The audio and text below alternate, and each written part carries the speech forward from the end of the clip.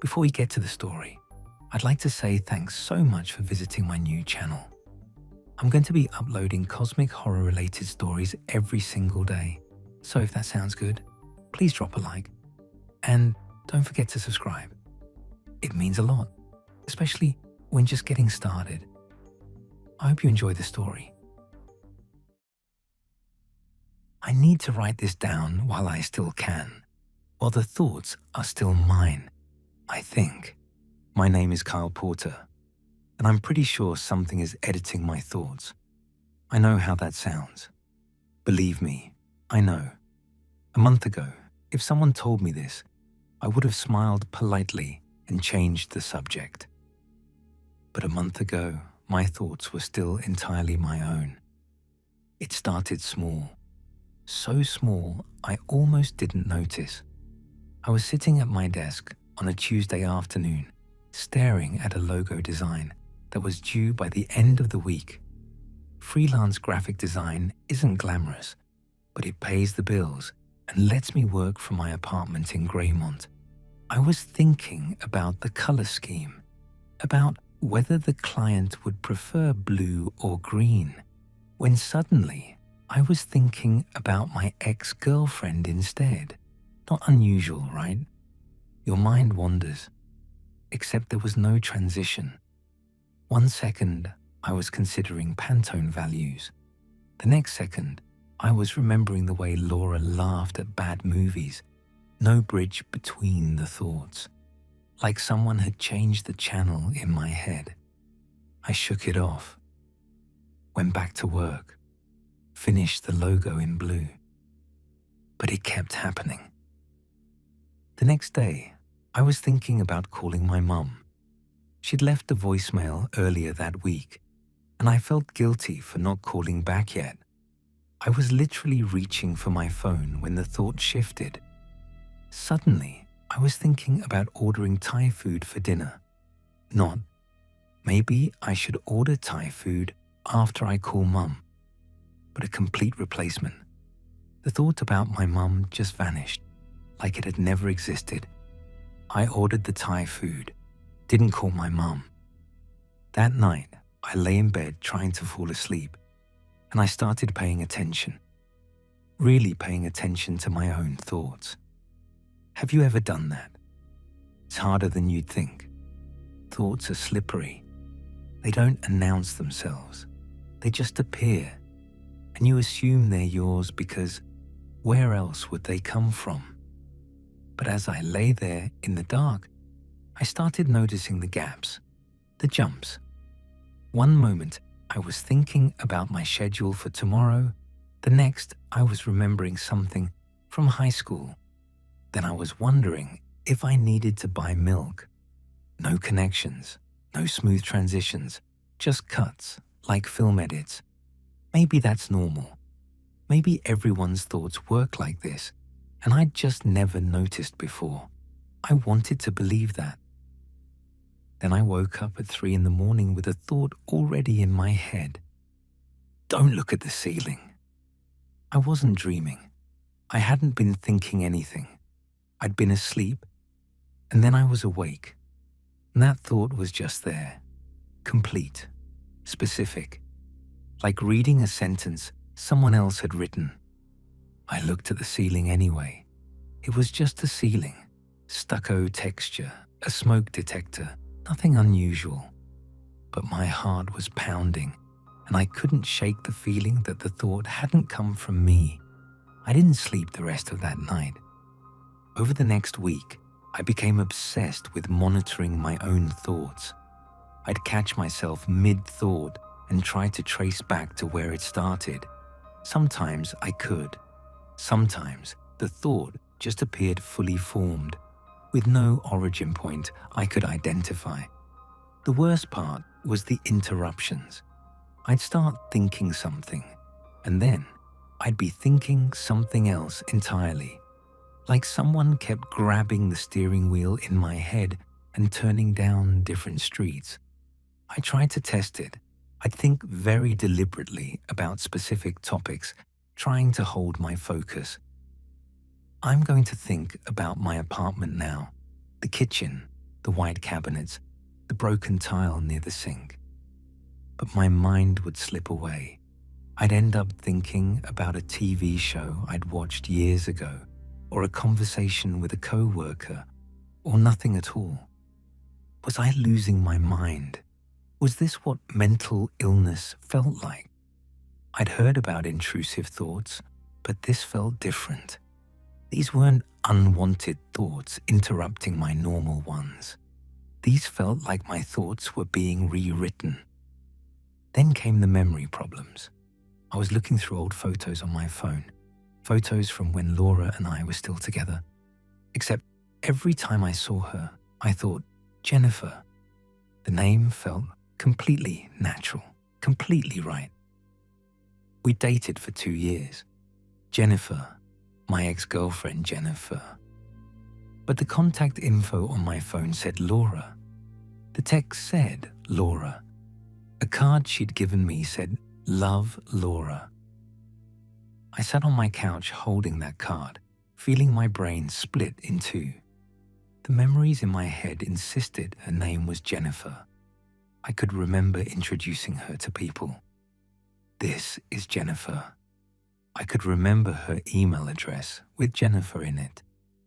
But the physical evidence all said Laura. One of those things was wrong. Either my memories or reality. That's when I started to get scared. Really scared. Because if my memories could be edited, if names could be changed in my head, what else had been altered? How much of what I remembered was real? I tried to tell my friend Brian about it when we met for drinks that weekend. I opened my mouth to say, I think something is wrong with my thoughts. But what came out was, work's been busy lately. We talked about his job instead, about a movie he'd seen, normal things. I tried again, formed the words carefully in my mind before speaking. Brian, I need help. But my mouth said, should we order another round? He said, sure. We ordered another round. I went home more frightened than I'd ever been in my life. The editing was getting worse, more obvious.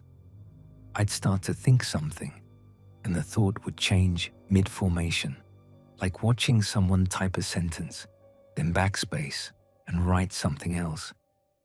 I should tell someone about this became, I'm probably just stressed. Something is very wrong. Became, everything is fine. I need help became, I'm okay. And the thing is, when the thought changed, it felt real. It felt like my thought. If I wasn't paying close attention, I wouldn't even notice the switch. The edited version felt natural, felt right, felt like something I would think. But I was paying attention now. I was watching the edits happen in real time, and I couldn't stop them. Then the commentary started. I was thinking about going to the grocery store, mentally making a list, when I heard another thought. Not heard exactly. Felt, experienced. A thought that wasn't mine. Unnecessary. One word. Flat. Clinical. Like someone reviewing my thoughts and offering an opinion. I froze. Stood in the middle of my living room, just trying to process what had happened. That thought had a different quality than my others. It was in my head, made of my mental voice, but it wasn't mine. It was about my thoughts, not from them. What the hell was that, I thought. Silence. Then, profanity discouraged. I felt sick, actually nauseated. There was something in my head with me, something that could hear my thoughts and respond to them, something that was evaluating everything I thought. I tried to test it. Can you hear me? Nothing. But when I thought about taking a shower, about standing under hot water and trying to relax, I felt a sense of approval. Not words this time, just a feeling, like getting a nod of agreement. The shower thought was approved. The question about what was happening wasn't. Over the next few days, the commentary became more frequent. I'd think about watching TV, and I'd feel disapproval. I'd think about going for a walk, and I'd feel approval. I'd think about calling my mum, and I'd feel nothing. Neutral, acceptable, but not preferred. It was like having an editor reviewing every thought I had, deciding what was worth keeping and what should be cut.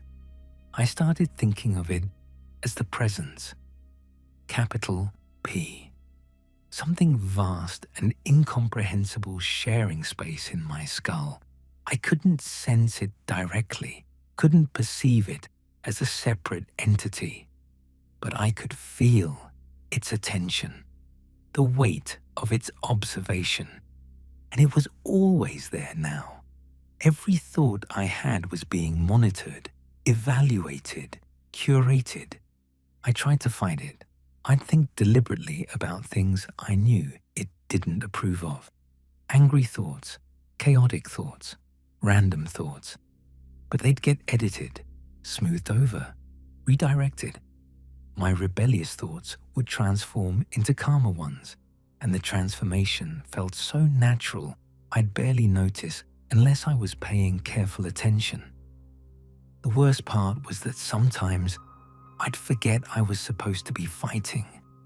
I'd forget there was anything wrong at all. Then I'd snap back to awareness and realize hours had passed while I'd been thinking perfectly edited thoughts, approved thoughts, clean, organized, acceptable thoughts. My mind was being taken over, and I was helping it happen. I tried to write an email to my brother. Something is happening to me. I think I'm losing control of my own thoughts. Please help. But when I reread what I typed, it said, "Hope you're doing well. Weather's been nice lately. We should catch up soon." I tried to write in a notebook. Physical, pen and paper.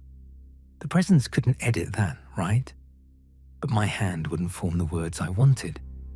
I'd start to write, "I need help," and my hand would write, "Everything is fine," over and over. Everything is fine. I threw the notebook across the room. Aggression, inappropriate, the commentary thought said. I screamed, out loud, actually screamed, and felt immediate disapproval, strong enough to make me dizzy. The presence didn't like that at all. I sat down heavily on my couch, breathing hard, and thought as clearly as I could. What are you? What do you want? The response came slowly, built from impressions rather than words. I got a sense of vastness, of something so large I couldn't comprehend its full shape. I got a sense of purpose, of careful, meticulous work being done. I got a sense of countless other minds, all being similarly attended to. And I understood, or thought I understood, that this wasn't an invasion. This was maintenance, curation, optimization. The presence was refining me, editing out unwanted thoughts, correcting errors, improving the overall structure of my consciousness, like a gardener pruning a plant, like an editor cutting unnecessary words from a manuscript. I was being made better, more efficient, more organized, less chaotic. And the terrifying thing was, when I stopped fighting, when I let the edits happen naturally, life did get easier. The edited thoughts often led to better outcomes. When I obeyed the commentary, things went smoothly. When I fought it, everything felt harder, more exhausting.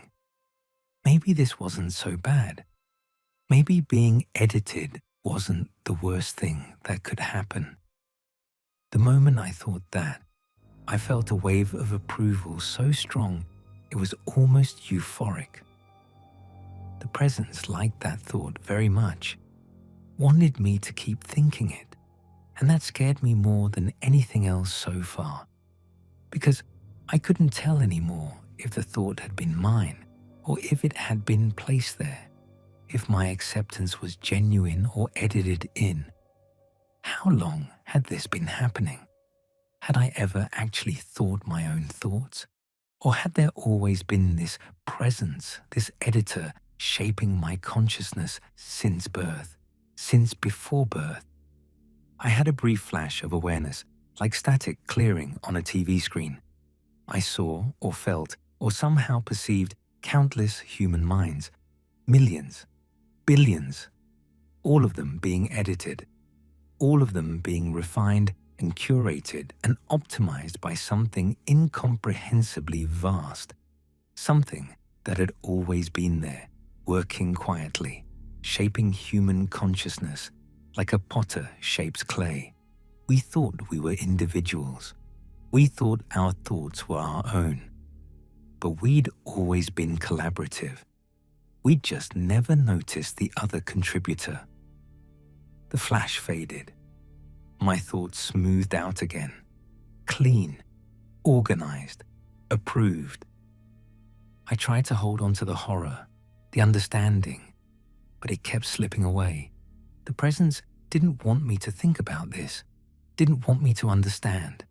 Or maybe it did, but only in the right way, only in an approved way. My resistance was being edited out, systematically, thoroughly. Every time I tried to fight, the fighting itself was rewritten into acceptance. Every time I thought, this is wrong, the thought became, this is fine. I spent a week trying to resist, a week of fighting for control of my own mind. But fighting made the editing more aggressive. The presence didn't like resistance. It pruned it away with increasing efficiency. Finally, exhausted, I stopped fighting, and everything became easier. My thoughts flowed smoothly from one approved topic to another. The commentary became less frequent because I wasn't thinking things that needed correction anymore. The edits became subtler because there was less to edit. I was sleeping better, working better. My conversations with people were smoother, more natural, because I wasn't constantly second-guessing every word. The Thai food I ordered tasted better because I wasn't thinking about whether I actually wanted Thai food or if the desire had been edited in. Life was genuinely better, simpler, calmer. I just wasn't sure if I was still me.